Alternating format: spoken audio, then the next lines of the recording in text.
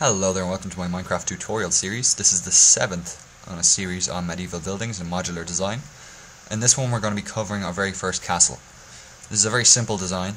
It's called a tower house, and it's not really what you're thinking in the line of, I suppose, medieval fantasy castles. What a tower house is, it was a form of fortified house, essentially, that was used extensively by the Normans in their conquests of Ireland and the British Isles. And basically, it's not a very comfortable place to live. It's not an expensive place to build, but it's fortified. It's quite easily defended, and it's cheap, I suppose. That would be the main kind of tactic behind building them. They don't look a lot like castles. They look like towers, but the thing is, there's shitloads of them. They're all over the place. Especially Northwest Europe. So yeah, I suppose we'll just get started on a tutorial on how to build them. Now the entire castle is going to take up a 10 by 10 space. So what I've done is I've made the plan to fit within a 16 by 16 chunk, but at the same time it's slightly raised, so you get this nice kind of hill effect that you saw earlier. Basically the entire construction is going to be pretty simple. The walls are going to be cobble and the corners are going to be stone brick. The inside area is going to be 6 by 6, so the wall itself is going to be 8 long and 8 wide. It's going to be stepped in at the bottom, which is why this is slightly wider. But that's kind of hard to explain, so I think it's best if I just show you. Yeah, you can see here I've stepped in the wall, which is just putting a stair in either cobble or stone brick. And then that makes the wall itself appear as if it's kind of curving out at the bottom. I've just added a little kind of threshold. The inside space, floor is laid out in gravel, but it's a 6 by 6 space. So quite simple really. I've just made the first few layers of the wall, and that's pretty much it for now. Coming over here you can see I've started off the arch.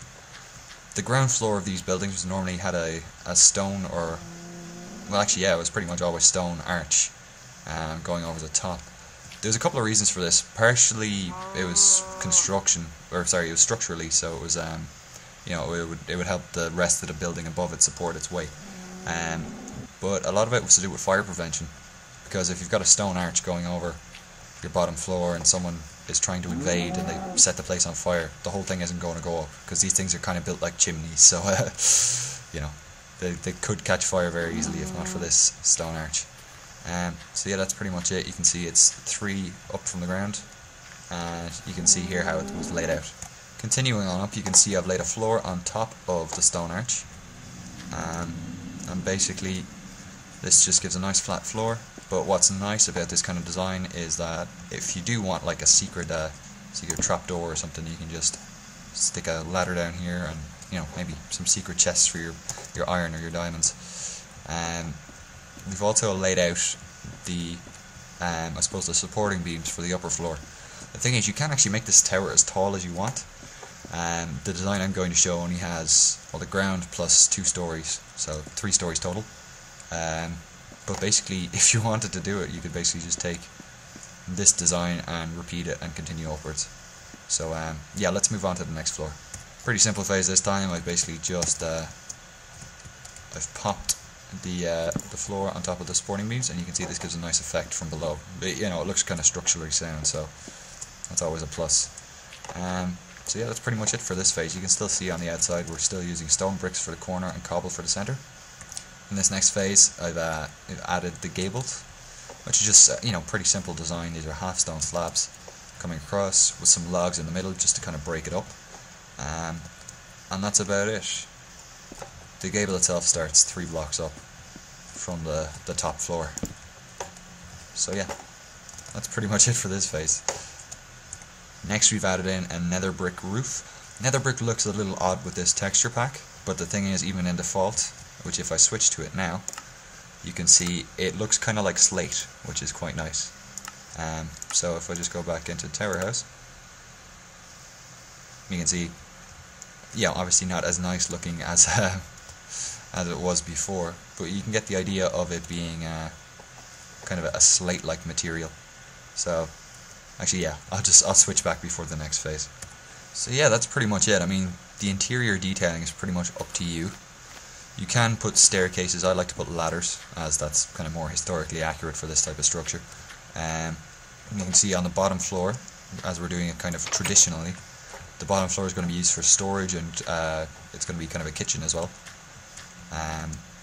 If we move up a floor, this is just kind of a casual meeting area, just a normal bench. We've also added these wattle and daub structures on the outside, which I'll go into more detail about in a sec. And then our top floor is just going to be a bedroom. Got some basic stuff. Oops. Anyway, yeah, these wattle and daub things, there's no actual archaeological or historical evidence for them, apart from the stuff that's missing. So say when you you might be having a look at a tower house and you just see this big gaping hole in a wall somewhere, and you kind of go, well, why is that there? It's obviously not from collapse or anything. It's basically, the current thought is that they would have had these kind of out structures built onto them.